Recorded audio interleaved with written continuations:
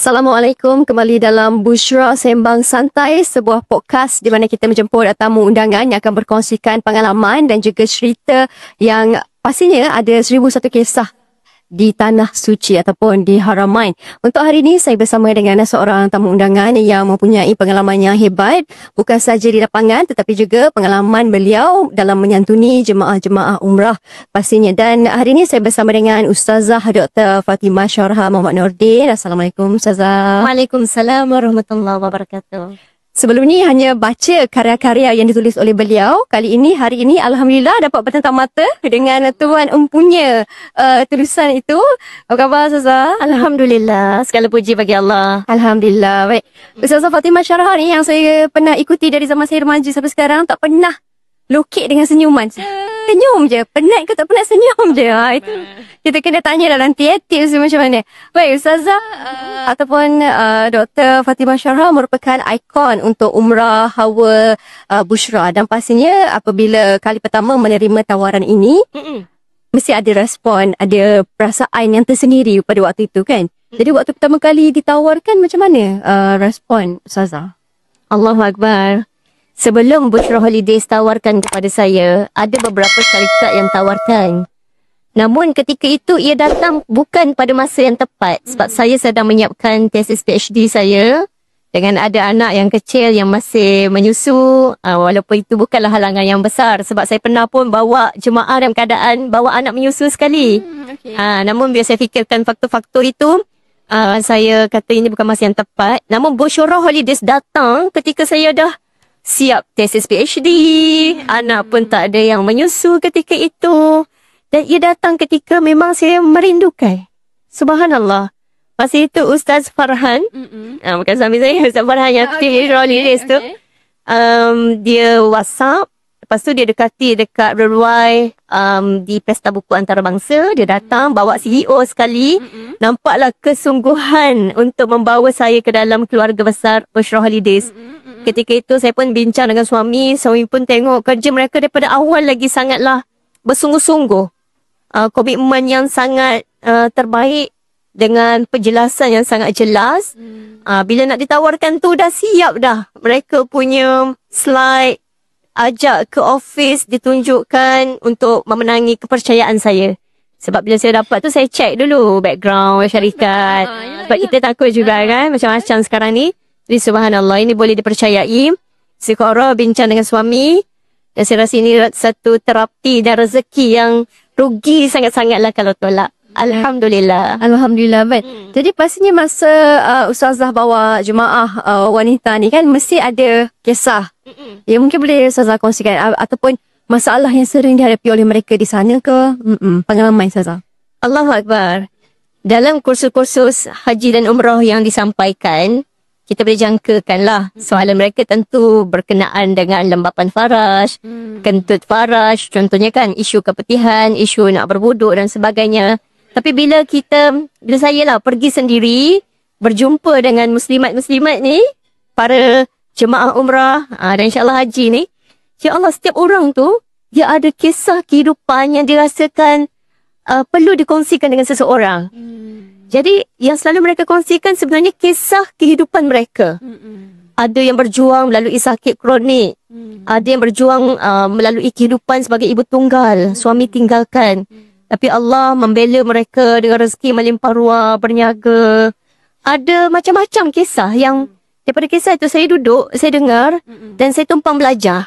Tapi itu menyebabkan rasa lega, puas, dapat ada satu telinga yang mendengar. Dan permasalahan pun sekitar permasalahan hidup mereka. Bukan terlalu banyak ditanya soal fiqah sangat. Dan saya, ya Allah, saya rasa ini rezeki mahal. Setiap orang tu disimpan khazanah kehidupan dia. Betul. Dan disudi nak cerita dekat saya. Bahkan ada yang pernah alami macam-macam lah kisah-kisah yang kata hujan tu berat sangat-sangat. Suami meninggal dekat Arafah pun ada. Dan dia terpaksa melalui tempoh Aidah, masa dalam tempoh dia buat haji. Ya Allah, saya dengar tu, ya Allah, dia mempersiapkan mental kita untuk kita tak tahu apa cabaran yang akan datang. Tapi kisah-kisah ni penting dan berharga untuk kita belajar. Kadang-kadang kita rasa kita yang nak comfort mereka, tapi sebenarnya mereka yang pula comfort dan juga memulakan kita. Itu yang saya rasa. Dengan kisah-kisah yang cukup memberi inspirasi buat kita. Baik, dan untuk Ustazah, dah berapa kali dah Ustazah bawa jemaah dalam Bushra? Dan macam mana Ustazah melihat daripada segi pengurusan mereka? Allahu Akbar. Berapa kali dah saya pergi bersama Bushra Holidays? Saya dah pergi 4 kali dengan Bushra Holidays. Mereka sangat jelas.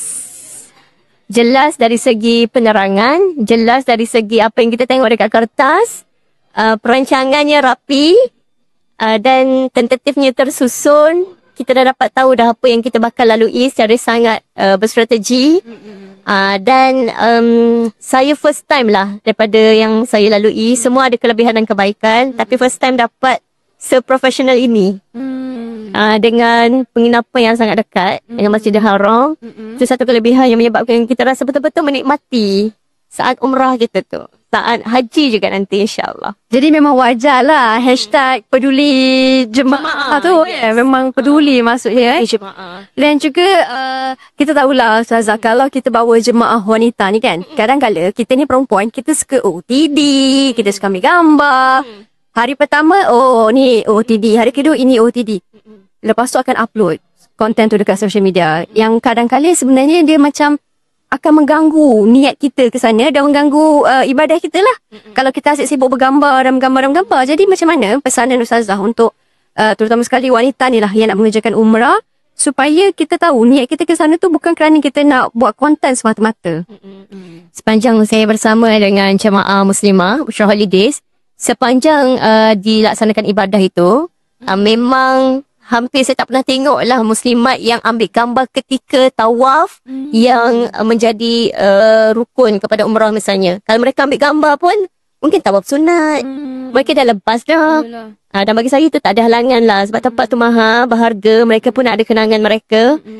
Cuma obses tu, mana-mana obses tu memang tidak sihat.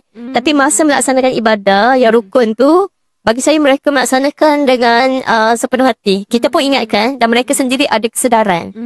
Contoh sa'i yang rukun, tak ada pun yang sa'i sambil nak ambil gambar. Melainkan dia dah siap dah. Yelah. Dah siap, dah settle dah, barulah ambil gambar. Sebab kita pun tak nak lah sampai menolak teknologi ke apa kan. Rasa tak nak. Sebab kadang-kadang ambil gambar semua tu untuk kenang-kenangan juga kan Ustazah kan. Dan untuk nasihat Ustazah lah untuk jemaah wanita yang dah sampai menunaikan umrah, nak kekal istiqomah tu macam mana? Bila kita kat sana, kita sembahyang, kita berzikir, kita mengaji. Bila kita dah balik rumah, kadang-kadang kita tak buat. Kita sibuk dengan kerja hakiki pula. Dan kekal istiqomah tu Ustazah. Okey, istiqomah ni dia satu produk lepas kita melalui keilmuan, kesedaran, awareness, dan kita betul-betul menghargai benda itu, lalu barulah keluar produk istiqomah itu. Sebab tu kita kena tambahkan ilmu kita. Misalnya dengan solat. Kita banyak solat. Kita dilatih untuk solat ketika kita melaksanakan ibadah umrah, apatah lagi haji. Jadi kita kena tahu solat ni rupanya, kalau kita baca kajian Dr. Fatimah Ibrahim misalnya, daripada UM dengan tim Cina dia. Tim bukan Islam juga, yang menunjukkan kajian tu tak bias. Ya? Bila kita solat, dia keluar gelombang alfa yang jalarkan ketenangan. Lepas tu, dari segi fizikal kesihatan pun, dia baik untuk tekanan darah ke kolesterol ke macam-macam lah. Saya pun tak ingat lah. Tapi terlalu banyak kajian-kajian, terutamanya kajian Dr. Fatimah Ibrahim ni menunjukkan, ya Allah, kita solat untuk beribadat pada Allah. Tapi maslahat tu balik pada kita. Bahkan dari segi emosi dan psikologi, bila kita solat, kita berhubung, tali tu kukuh dengan Allah. Sampai 5 kali sehari, Allah sebut dalam Quran, Inna salata tanha 'anil fahsya'i wal munkar. Solat cegah dari fahsya, kekejian yang berpunca dari kemaluan. Bila solat tali tu kukuh dengan Allah, kita tak akan terfikir nak khalwat, nak couple, nak berzina. Sebab itu akan cegah. Kita akan malu dengan Allah. Dia akan kembalikan kita. Syaratnya kita kena hayati lah. Dan dia impaknya menjaga rumah tangga, menjaga anak-anak kita daripada nak buat maksiat sana, maksiat sini. Jadi, kita perlukan solat. Kita perlukan hubungan dengan Allah untuk menjaga. Macam tu juga maksiat. Kalau kita tak tahu apa impak maksiat tu merantai dan menyusahkan kita, kita berat nak tinggalkan dia. Contoh pornografi. Pornografi ni dia runtuhkan sistem otak. Sampai kau orang yang biasa tengok di alam maya ni, Bila dia jadi suami, dia tak mampu perform secara normal. Dia boleh menyebabkan isteri dia kena tekanan mental. Sebab dia tak bagi hak isteri. Sampai pernah satu kes tu, saya tengok isteri terpaksa main anak patung ni. Sebab dia nak sangat baby, tapi suami dia tak pernah bagi hak dia. Sebab suami dia biasa pornografi sejak alam remaja.